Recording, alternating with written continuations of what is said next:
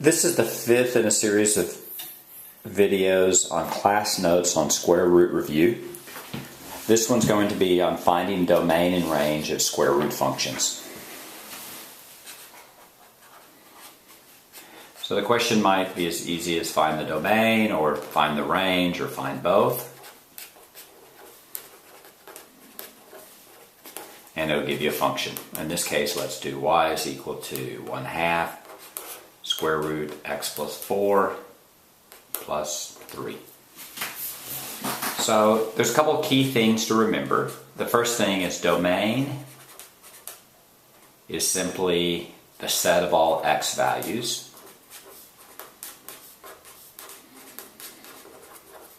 And the range is simply the set of all y values. And the next thing you have to remember is that you don't really have to do much more than sketch the graph. And by sketching the graph, you'll be able to figure out what the domain and range is. So the first thing is, let's look at this particular problem and let's sketch the graph. Well, remember, this is in the form y is equal to a square root x minus h plus k. So the starting point is simply going to be minus 4, comma 3. Why a minus 4? The h changes signs and the k doesn't. The h moves it left and right, and the k moves it up and down. So the starting point is there. So remember, the way that we're going to graph this is the initial function, y is equal to square root of x, looks like this. And then from there, we're going to shift it. So the new starting point is a minus 4, 1, 2, 3, 4, and up 3, 1, 2, 3. And now the graph is either going to flip or not. And that determines if A is positive, then it doesn't flip. It flips whenever A is negative. Now the value of A actually matters as well. It makes it either flatter or steeper, but for purposes of domain range, that doesn't matter. So all you do here to find the domain range is first find the starting point. So you make steps. 1, find starting point. The starting point is hk. In this case, it's minus 4, 3. Second, ask the question, does it flip? In this case, it doesn't flip. Third step is you're going to sketch the graph.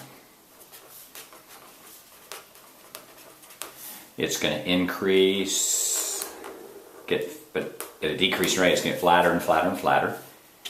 And then you're going to read off the domain and range. And to do that, I'm actually going to draw the graph again and show you.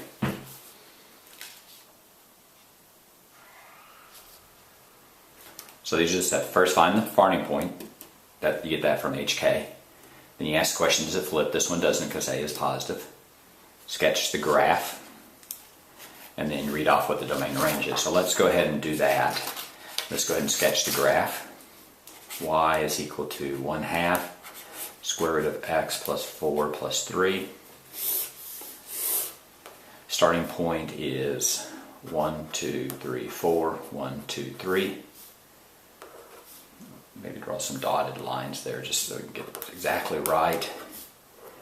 It doesn't flip, so it's going to look something like that. And now let's look at the domain and range. To find the domain, you look at the x-axis. If you look at the x-axis, then it goes everywhere from negative 4, more positive. And that's actually your domain. Your domain is going to be x is greater than or equal to minus 4.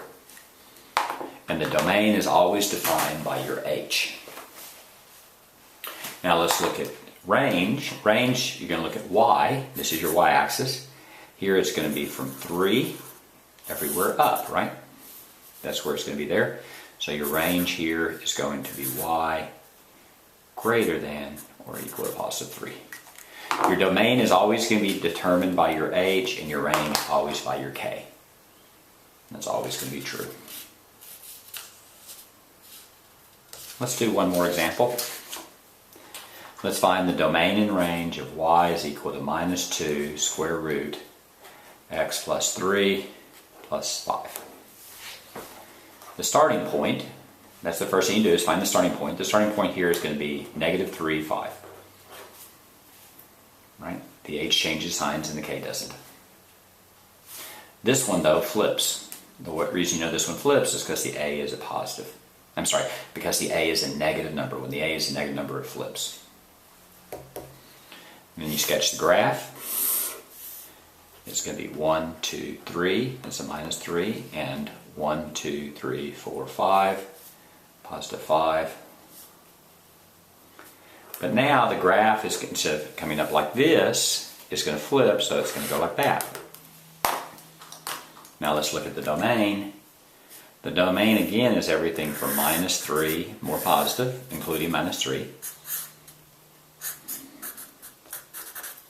But let's look at the range. The range here is going to be y is 5 or less than 5. Range is going to be y is less than or equal to 5. And that's how you find domain and range of square root functions. If you need more help with this, there's an individual video called Domain and Range of Square Root Functions, and another one, Graphing Square Root Functions, that can help you with both graphing and finding domain and range.